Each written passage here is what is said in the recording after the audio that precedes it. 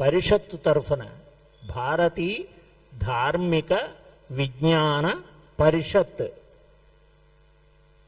దాని మూలంగా కొన్ని వైజయంతి మాలలు వచ్చినాయండి.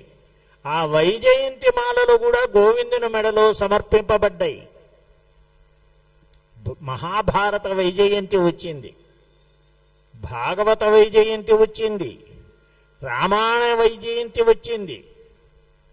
ఖిలము కాకుండునది సత్కృతి ఒక్కటియా.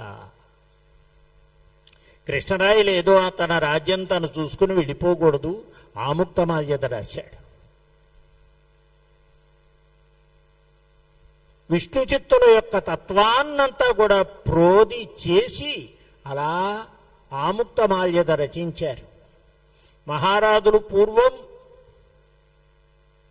శాశ్వతంగా ఉండే పని చెయ్యాలయ్యా.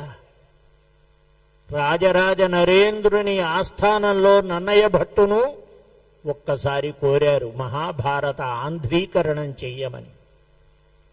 సారమతిన్ కవీంద్రులు ప్రసన్న కథా కలితార్థయుక్తిలోనారసి మేలునాన్ ఇతరులు అక్షరరమ్యతన ఆదరింప నానా రుచిరార్థ సూక్తి నిధి నన్నయ భట్టు తెనుందునన్ మహాభారత సంహితారచన బంధురుడయ్య జగద్ధితంబుగన్ అంటూ మహాభారతం ఆయన అందరికీ అందించారు. చెరకు గడ ఉందనుకొని మనం కొంటుంటాం. ఆ గడక మధ్య కణుపులు ఉంటాయి చూడండి.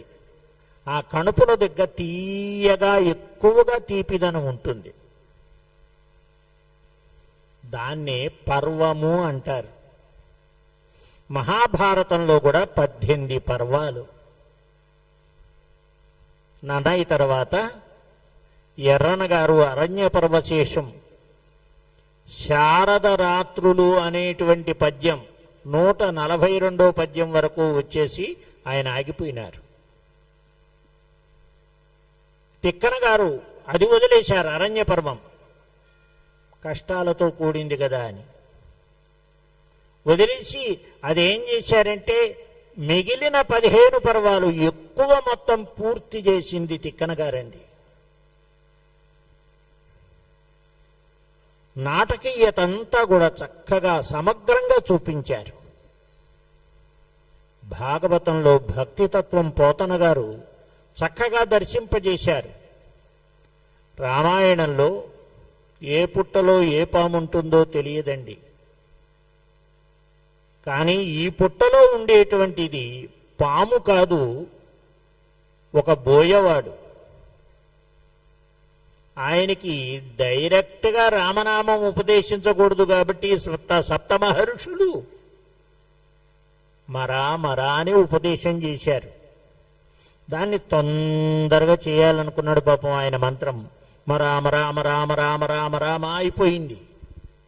వెంటనే ఆయనకి క్రౌంచ పక్షుల జంట ఒక వృక్షం మీద సరసంగా మాట్లాడుకుంటున్నాయి. ఎప్పుడైనా మనం దంపతులు మాట్లాడుకుంటుంటే మధ్యలో వెళ్ళని తెలిసిన వాళ్ళం. ఆ 2 పక్షుల జంటలో ఒక బోయవాడు వచ్చాడు, బాణం పెట్టి కొట్టేశాడు. ఒక పక్షి విలవిలలాడుతూ కిందపడి మరణించింది. అది చూశాడు ఈ బోయవాడు. మానిషాద ప్రతిష్టాంత్వం అగమ శాశ్వతీ సమాహ యత్ క్రౌంచ మిథునాదేకం అవధి కామమోహితం. ఎంత పనిచేశావురా. చక్కగా ఆనందంగా మాట్లాడుకుంటున్నటువంటి ఆ దంపతుల మధ్య నీ బాణప్రసారం చేసి ప్రాణాన్నే పోగొట్టావు కుదురా. ఇటువంటి శిక్ష నీవు కూడా అనుభవింతువుగాక అనే శోకం కాస్త నాటి నుంచి శ్లోకంగా మారిపోయిందండి. శోకం శ్లోకత్వమాగత. ఎంత విచిత్రమో చూడండి. నాటి నుంచి అనుష్ఠుప్ శ్లోకాలు మనకు వస్తున్నాయి. ఆది ఎవరు? ఆది కవి సంస్కృతంలో వాల్మీకి. 2వ కవి ఎవరు? పెద్ద భారాన్ని మోసినటువంటి వారు అచతుర్వదనో బ్రహ్మ ద్విబాహురపరో హరి అఫాలలోచన శంభు భగవాన్ బాదరాయణ